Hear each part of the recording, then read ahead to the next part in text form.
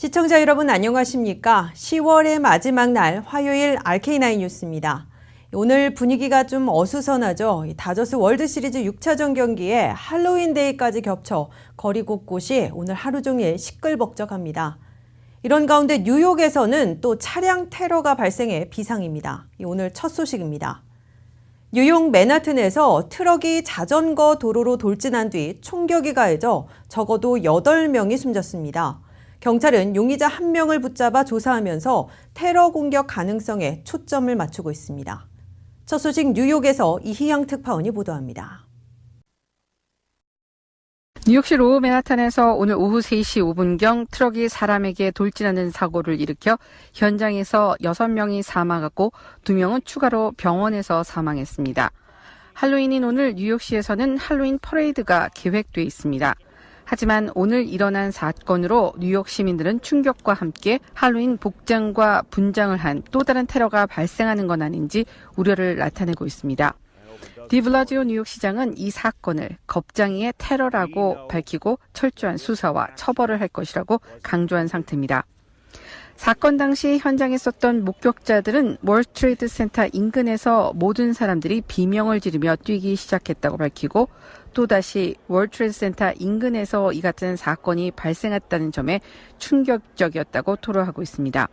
현재 용의자는 플로리다 출신의 29살 세이플로 사이드팝으로 알려졌으며 이 같은 사고를 일으킨 이후 알라우 아카바라는 소리를 질러 이 사건이 테러와 연관되어 있을 가능성이 있을 것으로 경찰은 보고 있습니다.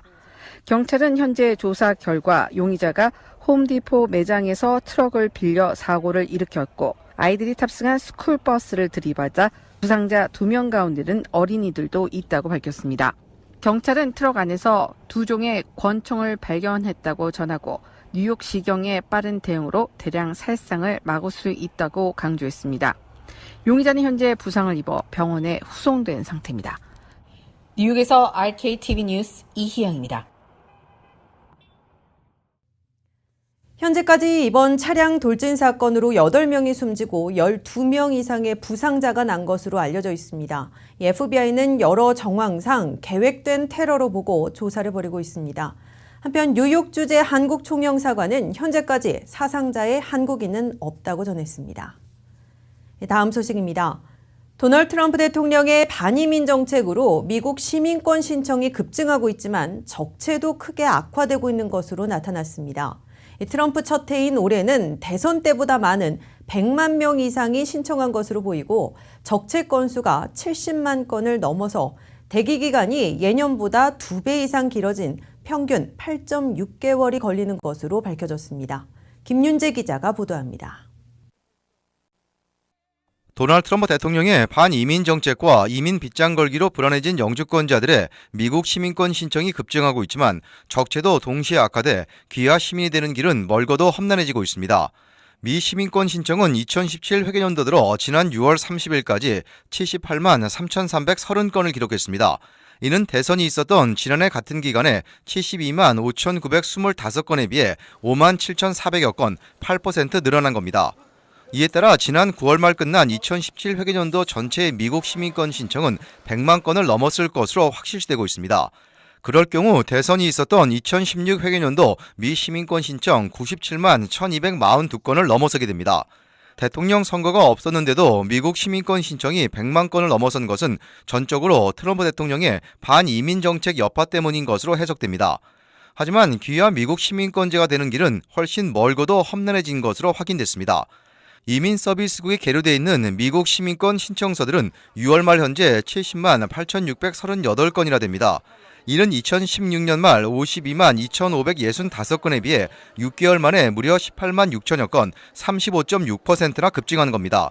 시민권 신청이 1년 만에 8% 늘어난 데 비해 계류 건수는 반년 만에 36%나 급증한 것이어서 그만큼 트럼프 행정부 들어 적체가 악화되고 있음을 보여주고 있습니다. 이 때문에 시민권 신청서를 제출하고 인터뷰를 받고 선서하는 데 기다려야 하는 대기 기간은 평균 8.6개월로 예년의 4개월보다 2배 이상 길어진 것으로 나타났습니다. 특히 달라스와 휴스턴, 라스베가스, 마이애미 등 시민권 신청자들이 많이 몰린 곳은 1년 이상 대기하고 있습니다. 게다가 트럼프 행정부는 시민권 심사도 까다롭게 하면서 조기에 적체를 줄일 방안이 없다고 밝혔습니다. 현재 미국 내에는 영주권을 취득한 지 5년 이상 돼 미국 시민권을 신청할 자격이 있는 영주권자들은 한인 19만 명을 포함해 880만 명이 있습니다. RKTV 뉴스 김윤재입니다. 러시아 스캔들을 수사하고 있는 로버트 뮬러 특별검사가 트럼프 선거 캠프에서 일했던 30살 청년 보좌관으로부터 러시아 내통 의혹에 꼬리를 잡았을 가능성이 드러나 긴장이 고조되고 있습니다. 자세한 소식 워싱턴에서 한면택 특파원이 보도합니다. 러시아의 미국 대선 개입과 트럼프 캠프의 내통 의혹을 수사하고 있는 로버트 뮬러 특별검사가 스모킹건 결정적 단서는 아니지만 꼬리를 잡기 시작했다는 관측이 나와 워싱턴을 초긴장 상태에 몰아넣고 있습니다. 트럼프 선거 캠프가 이메일 해킹으로 힐러리 클린턴 후보에게 치명상을 입힐 더티한 정보를 갖고 있던 러시아 측과 접촉해 선거 전에 활용했을 가능성이 제기되고 있습니다.